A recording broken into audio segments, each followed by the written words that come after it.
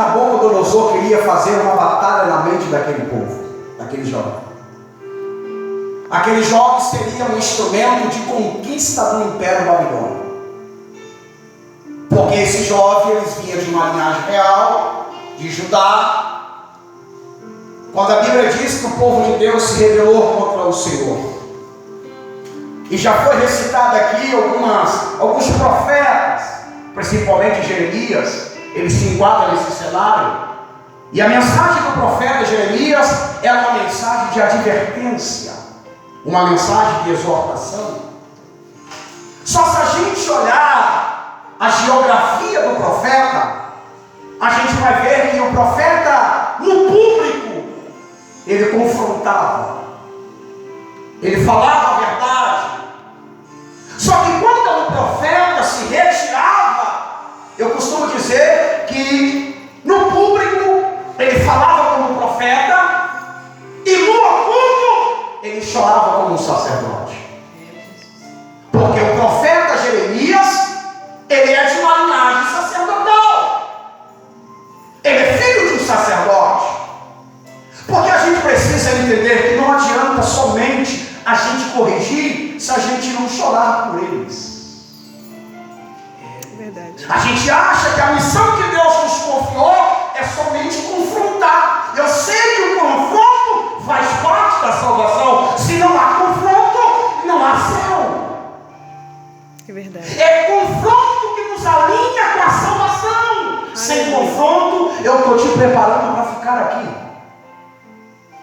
É verdade ou não é? É verdade. Então o profeta, ele pregava, mandava o povo se alinhar com a presença de Deus, com a vontade de Deus. Mas quando o profeta se retirava, o profeta chorava.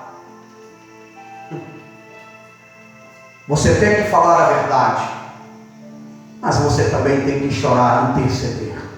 Aleluia. Na hora que não tem ninguém vendo, você precisa chorar.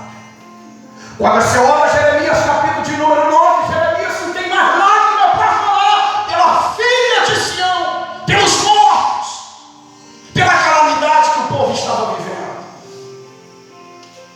Será que temos chorado?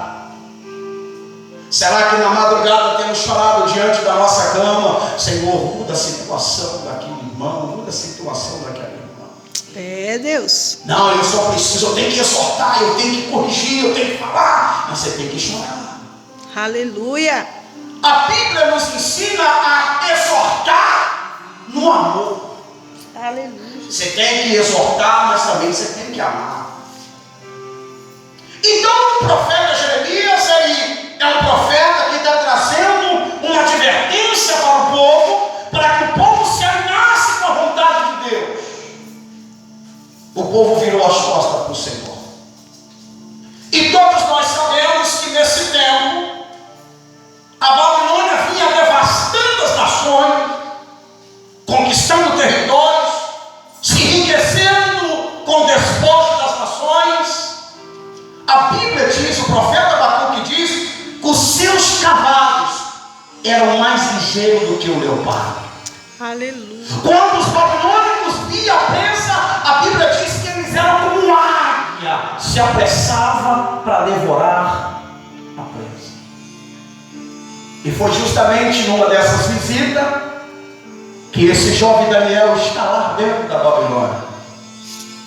E lá dentro da Babilônia, dentro do palácio real, a Bíblia diz que tem algumas iguarias, manjares, alimentos, e foram postos diante de Daniel.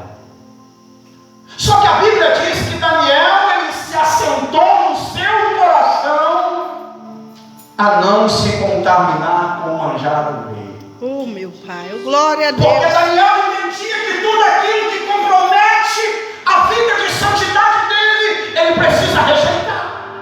Glória a Deus. Tudo aquilo que compromete a sua vida de santidade, você precisa rejeitar. Eita, glória a Deus. É desse Se jeito. vai comprometer a sua vida de santidade, de temor a Deus, de obediência a Deus, você precisa rejeitar. Meu E Pai. Daniel entendia que aquilo não era nem adequado para ele. Aleluia. Eu aprendi uma coisa, que Daniel tem uma missão para nós quando a mesa está posta. Aleluia. Daniel não come pelo cardápio. Daniel se alimenta por princípio. Oh, glória a Deus. Forte. Às vezes chega é que a geração de hoje se alimenta pelo cardápio. Tudo que vê, come. Eu quero isso aqui. Às vezes nem sabe o que é que está comendo. Nem sabe a comida. Tem um nome tão bonito que você acha que a comida é gostosa. Daniel, não. Eu como por princípio. A comida é oferecido a ele. E a Bíblia diz que Daniel, ele comeu o que, gente? Legumes e água. Forte. Glória a Deus. E quando foi se apresentar diante do rei, a Bíblia diz que eles estavam mais bonitos, mais formosos, mais sábios, mais cheios de habilidade. Oh, glória. É verdade, Senhor. Porque o alimento que te sustenta, te faz ficar forte, é o que vem do Pai. Maravilha, meu Deus. Glórias a Deus. A gente precisa se alimentar do pão vivo que desceu do céu. É verdade. A gente precisa se alimentar da palavra rema, viva, poderosa, que muda a nossa história. Eita glória. E a Bíblia diz que Daniel, ele teve muita experiência, ele cresceu, ele prosperou. Só que quando você olha o capítulo de número 6, a Bíblia diz que uma maneira de vamos pegar Daniel. Vamos destruir o ministério de Daniel. É pessoas que estão no mesmo poço, mas invejando de Daniel. São pessoas que praticamente estão quase na mesma posição. Eita, meu Deus do céu. Eles vão ter que acabar com Daniel. Meu Pai. Temos que acabar com Daniel. Jesus. Vamos fazer o seguinte, vamos diante do rei e vamos fazer o rei assinar um decreto. Por espaço de um mês, quem adorar o homem, o rei, qualquer outra coisa, será lançado na fornalha. Você acha que essa fornalha já não sentenciou alguém? Ou será que alguém já não morreu nessa fornalha?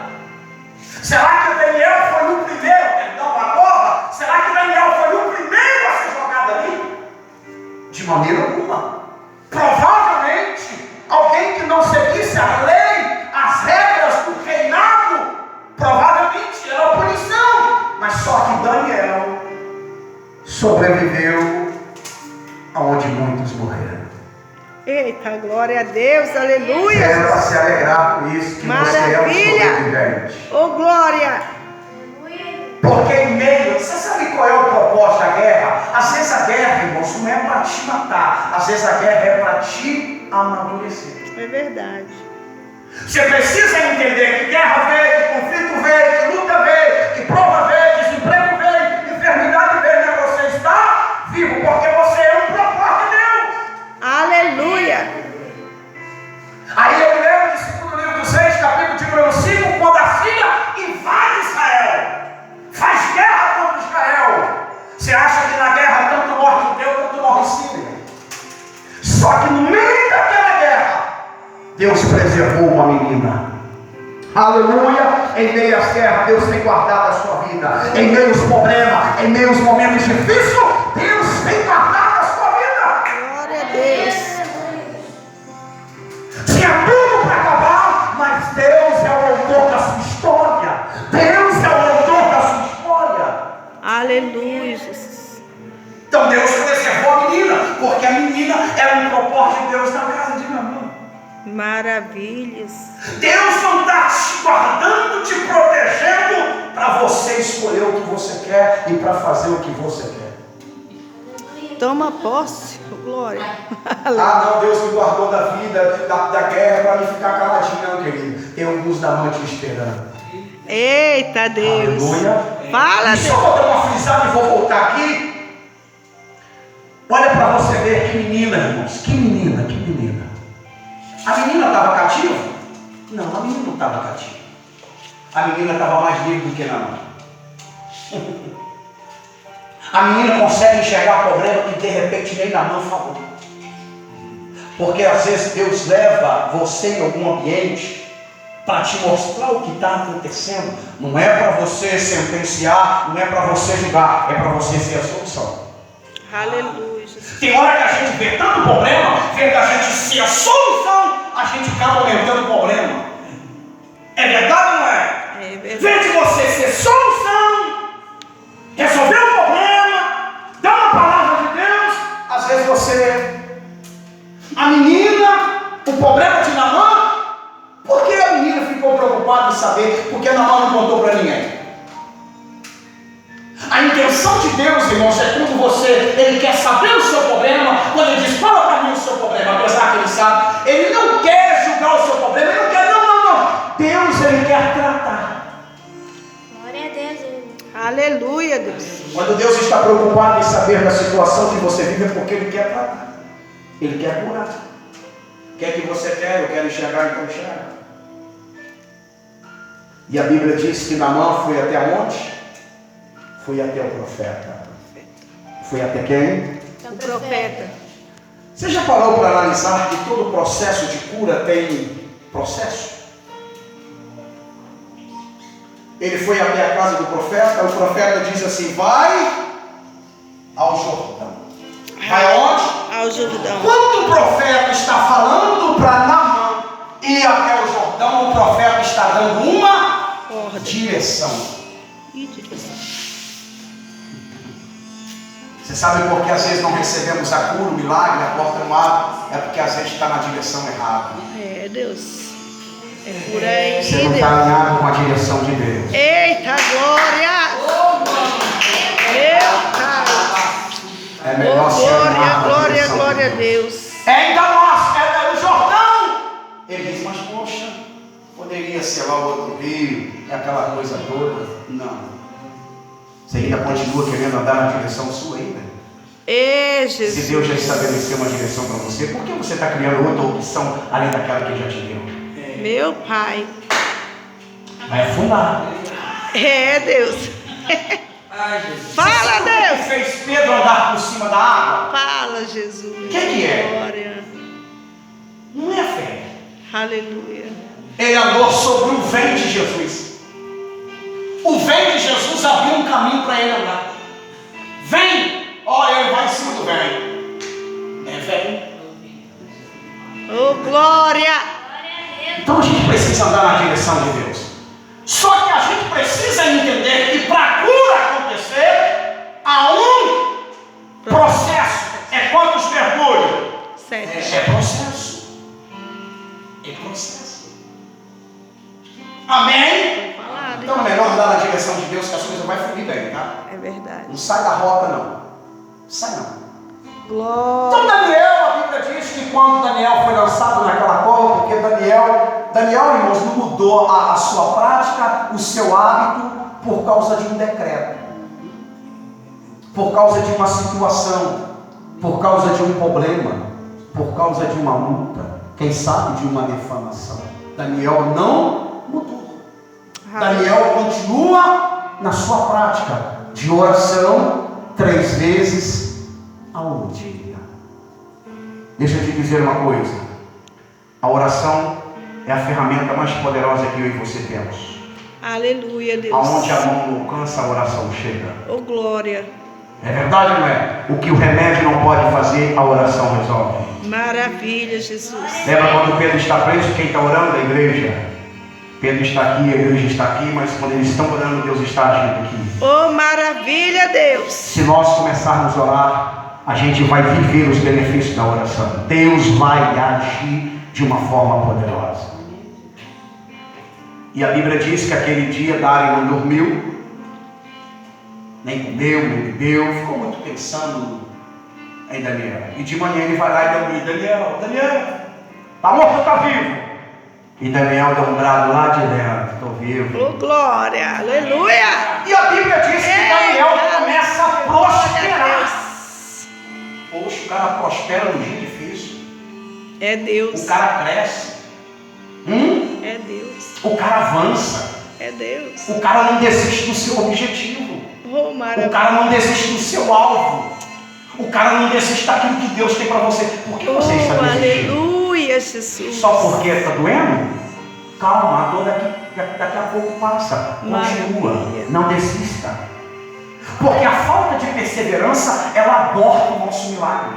Glória. Quando você não persevera, você deixa de alcançar o que Deus tem para você. A perseverança é o resultado certo do milagre. Meu Deus. Todos aqueles que perseveraram alcançaram o milagre, o seu objetivo, a sua conquista. Pois bem, Daniel sai lá de dentro e Daniel está no seu quarto. Daniel está no seu quarto. A Bíblia diz que ele está na sua cama. Quando Daniel está na sua cama, a Bíblia diz que ele vai ter uma visão. E a visão de Daniel é que veio vento dos quatro cantos e agitou o grande mar. Agitou o quê? O grande mar. O que você entende com essa agitação? O que você entende com o mar? Mas sempre na Bíblia está relacionado a nações, povos e línguas. Agitações aqui está falando de guerras, de lutas, de problemas, de comoções. Meu Jesus. O que ele está vendo é uma guerra. Eita Deus. Agitando o mar. E quando o profeta está olhando aquela visão, o vento batendo e agitando o mar, a Bíblia diz que ele consegue enxergar alguns animais. Eita. E o primeiro animal que ele vê é um leão com asa de águia. E eu fiquei perguntando: que leão é esse? O que significa esse leão? Tem alguém que vai atrever a falar o que você acha que esse leão significa? Com asa de águia? Eu nunca vi leão com asa de águia. O que você acha que é esse leão? E daqui a pouco a Bíblia diz que Deus deu ele um coração de homem. Sabe quem é esse leão? Sabe não, irmão? Eu não vou conseguir aprofundar muito, irmão, porque tem muito versículo aqui. E eu já tenho 2 dias lendo, hoje eu fiquei praticamente inteiro. A minha mente não vai conseguir armazenar tudo, mas a gente vai aprender algumas coisas.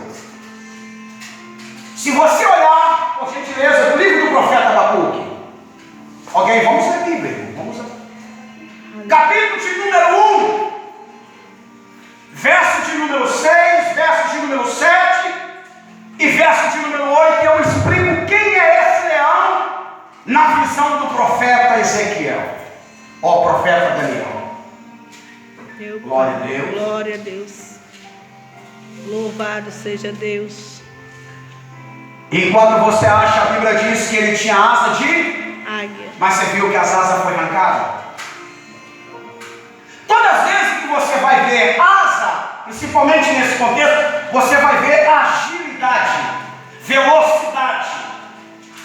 Quando você olha para o profeta Abacuque vai dar algumas características de quem representa esse leão.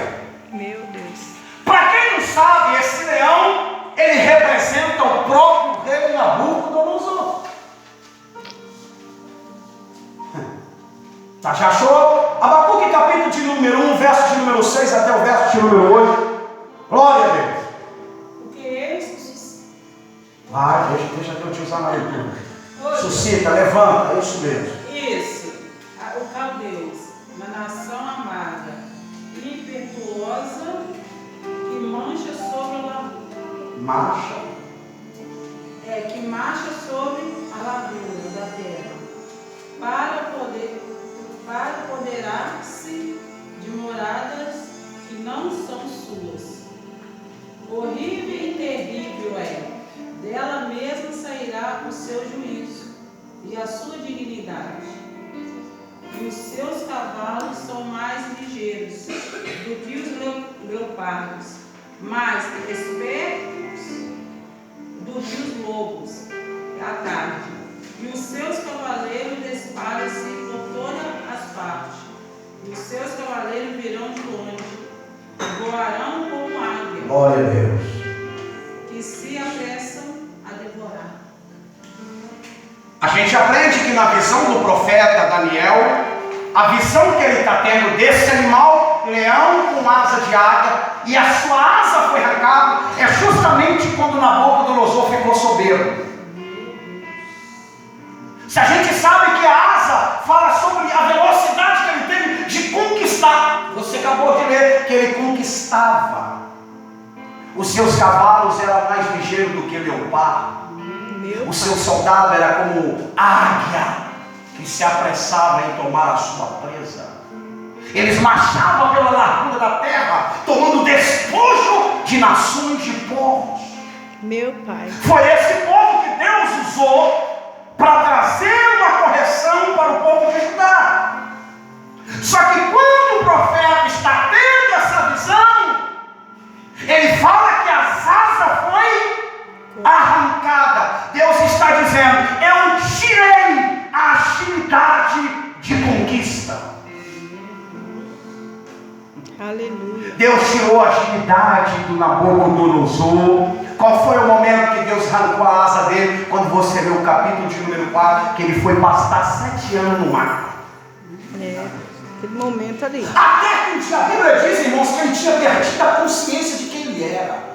Até que um dia, passando-se os 7 anos, ele reconhece a soberania de Deus e a majestade de Deus. Você pode ver que o capítulo de número 4 vai terminar com Nabucodonosor dando glória para Deus. Mas durante os 7 anos ele comeu caminho. Ele teve um sonho de uma árvore muito grande. Os pássaros ficavam nos seus galhos, os animais selvagens debaixo da sua sombra. Aí o Senhor diz: vai ter que cortar a árvore, vai ter que acorrentar os seus troncos. Eita. 7 anos por causa da soberba. Meu Pai, olha aí, Deus. Foi justamente na hora que Deus arrancou a asa dele. Ei, Jesus. Tirou o poder de conquista, a velocidade de conquista. Só que na visão do profeta, ele continua vendo. E ele vê um urso. E esse urso está parece que meio levantado assim. E a Bíblia diz que na sua boca há pelo menos 3 costelas. Está escrito ou não está? E eu fiquei perguntando, lendo esse texto. Eu estou estudando um livro, irmãos. O título diz assim: preste atenção nas profecias de Daniel. O livro está escrito: preste atenção nas profecias de Daniel. Não consegui esgotar o livro. Um livro pequeno, mas com muito conteúdo, com muita bagagem, com muita revelação, com muita profundidade. E eu preciso entender que a minha mente é pequena para tantas informações. É verdade. Glória a Deus. Quando Daniel ele vê o urso e na sua boca 3 costelas, isso aponta para o mel dos persas. Você vê que esse capítulo de número 7 não está de ordem cronológica. Porque se o capítulo de número 5 é a queda do filho do Nabucodonosor, Belsazar, a Bíblia diz que no capítulo 7 sobre o reinado dele, então provavelmente esse capítulo 7 não está de ordem cronológica. Essa visão de Daniel é bem antes do capítulo de número 5. O que representa mesmo o que eu falei? Representa o urso. Aleluia. O urso está falando de um império, né, dos persas. As 3 costelas representam as 3 direções de conquista. A primeira costela representa a Babilônia, que ele conquistou por volta do ano 539. A segunda costela representa, deixa eu anotei aqui, representa a Lídia. A terceira costela representa o Egito. Esse império, irmãos, ele teve uma grande conquista por Ciro e por Dário, que conquistaram muitas nações, muitas coisas eles conquistaram. Só que a Bíblia diz que também Daniel ele vai ter a visão de um leopardo. E esse leopardo ele tem 4 asas e 4 cabeças. Meu Deus. O que representa, irmãos, para você esse leopardo com 4 asas e com 4 cabeças? Aleluia, Jesus. Está escrito.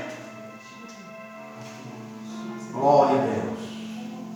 O que representa as 4 asas, esse leopardo com 4 asas e com 4 cabeças.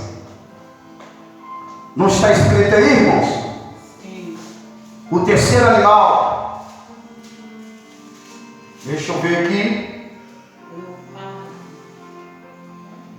Glória a Deus. Qual o versículo? Terceiro animal. Ou 6, não? Isso.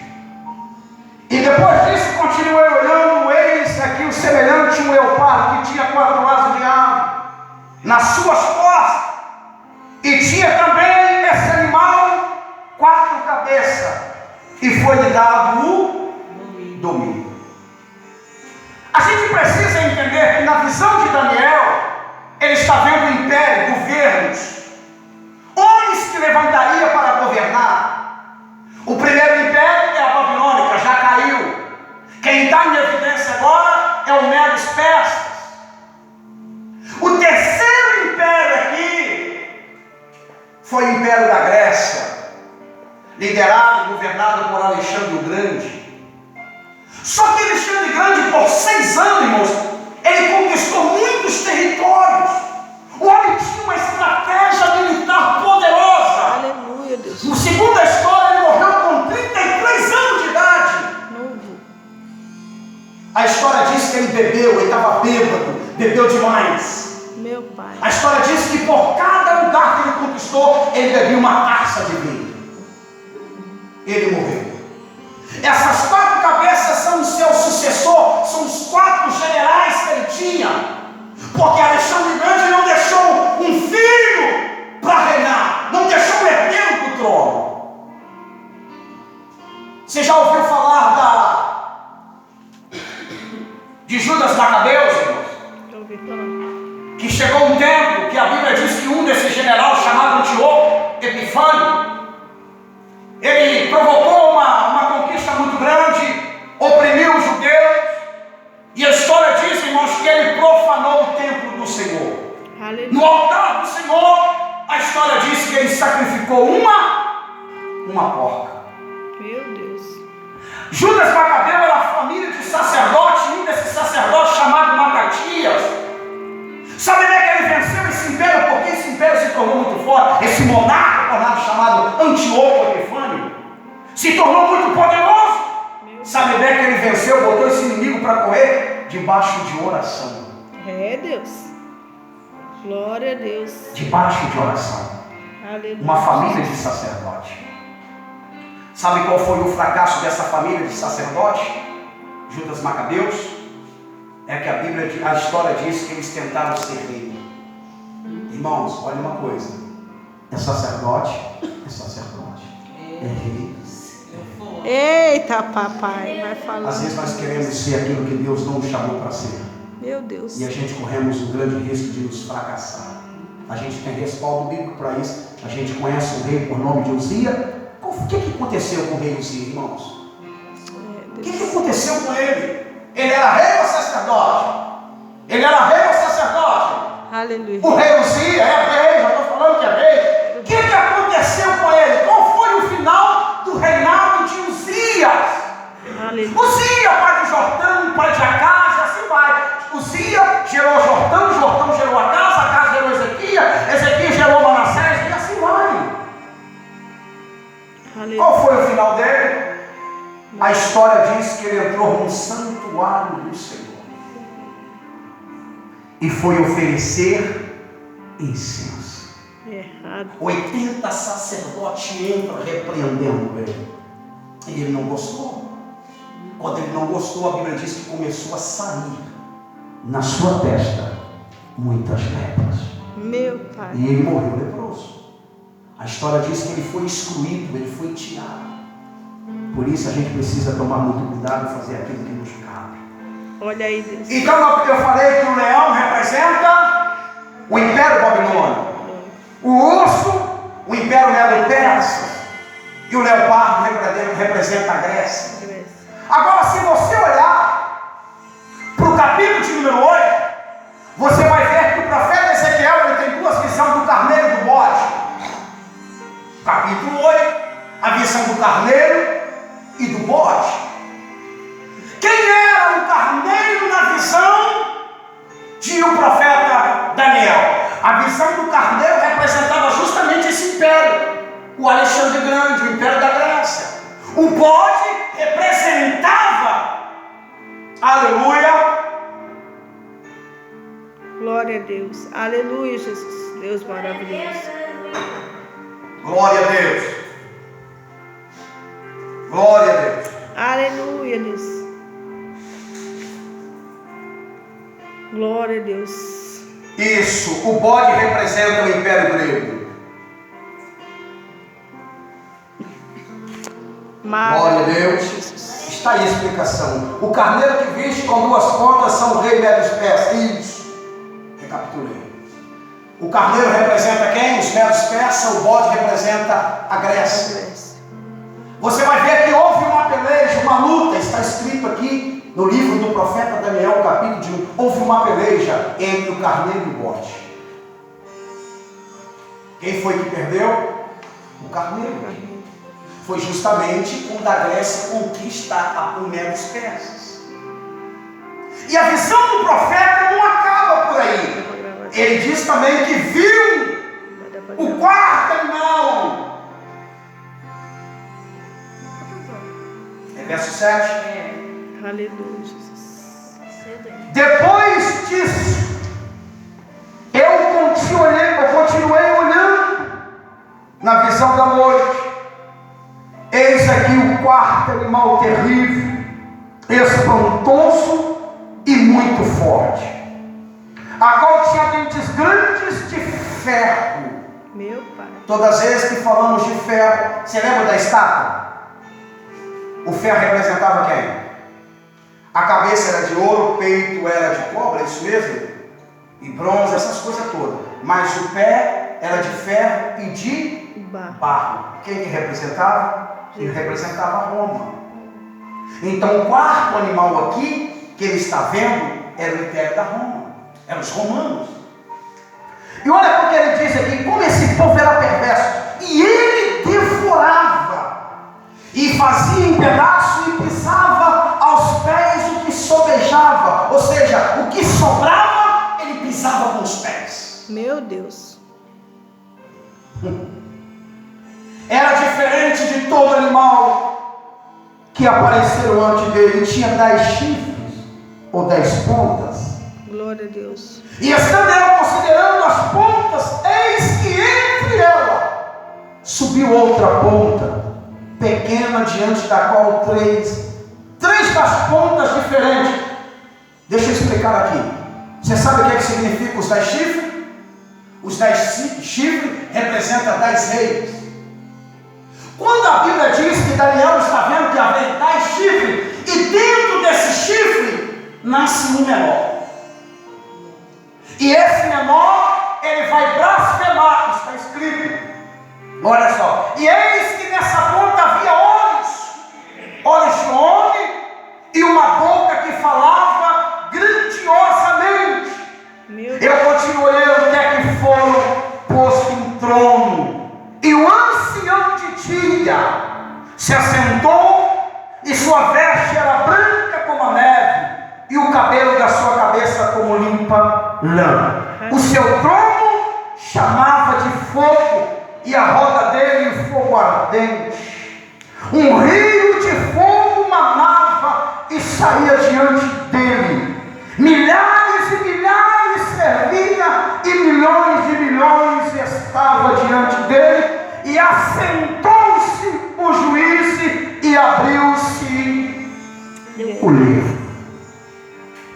Quem é esse ancião de dia, irmão? É o próprio Deus.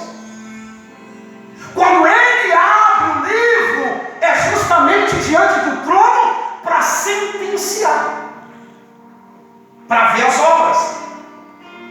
Olha para você ver lá em Apocalipse, capítulo de número 20, verso de número 12. Vamos lá? Muita informação. Aleluia, Jesus. Apocalipse, capítulo de número 20. Maravilha, Jesus. Glória a Deus. Glória a Deus. Glória a Deus. O capítulo de número 20 de Apocalipse, a Bíblia diz que o anjo desceu do céu com a chave do abismo e com as correntes.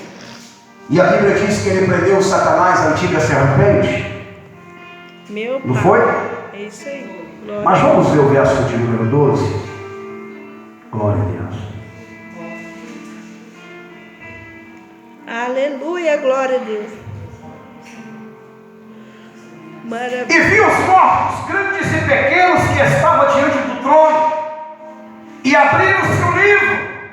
E abrindo-se outro livro, que é da vida, e os mortos foram julgados pelas coisas que estavam escritas no livro, segundo as suas obras. Meu Deus. Então, quando abriu o livro, é para quê? Pra É para julgar as obras. as obras. Ele é o juiz. Ele está sentado. Todo mundo tem que se apresentar diante dele. Você sabia, irmãos, que todos nós vamos passar por lá? Porque o julgamento de Deus ele será dividido em 3 partes. Primeiro, de investigação. Pastor, mas vai ser investigado? Por que investigado? Porque os anjos é um ser que não tem conhecimento. Não vai ser investigado por causa de Deus. Vai ser investigado por causa dos anjos. Porque os anjos vão querer saber por que está sendo condenado, por que está sendo absolvido. Então será investigado. Deixa eu voltar aqui. Glória a Deus. Aleluia, Deus. Glória a Deus. Maravilha, Jesus. Glória a Deus. Glória a Deus. Mas vamos aqui para a gente caminhar. Aleluia, Deus. É muita coisa que a gente anota, a gente até perde, irmãos. Glória a Jesus. Está dando glória para Jesus. É muita Glória, glória a Deus. Deus maravilhoso. Oh, coisa. maravilha. Senhora aqui. Aleluia. Deus seja louvado. É o capítulo 7, verso de número. Glória a Deus. Aleluia, Jesus. Deus lindo e maravilhoso. Mas vamos olhar aqui para você ver. Quando ele fala desse chifre pequeno, que tinha olho, como de homem, e ele falava blasfêmia contra Deus, na verdade, esse pequeno chifre que o profeta Daniel está vendo é justamente aquilo que o apóstolo Paulo diz sobre 2 Tessalonicenses, irmãos. Maravilha. 2. Vamos ver se é isso. Tem muita informação e eu não notei os versículos. Aleluia, Jesus. 2 Tessalonicenses. Maravilha. Quando Paulo fala sobre glória a Deus. Oh, glória a Deus. Capítulo de número 2. Essa você achou aí, irmãos?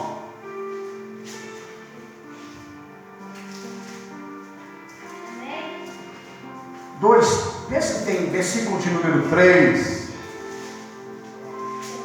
Esse é isso mesmo. Eu não notei esse versículo, veio na memória aqui agora. Aleluia, Deus. Amém? Glória a Deus. Amém, Jesus.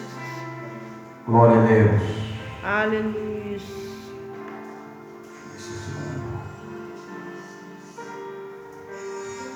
Aleluia. Glória a Deus. Tessalonicenses. Aleluia, Jesus. Glória a Deus. Glória a Jesus. Meu Pai, oh maravilha. Tu és fiel, Deus. Tu és maravilhoso. Glória a Deus.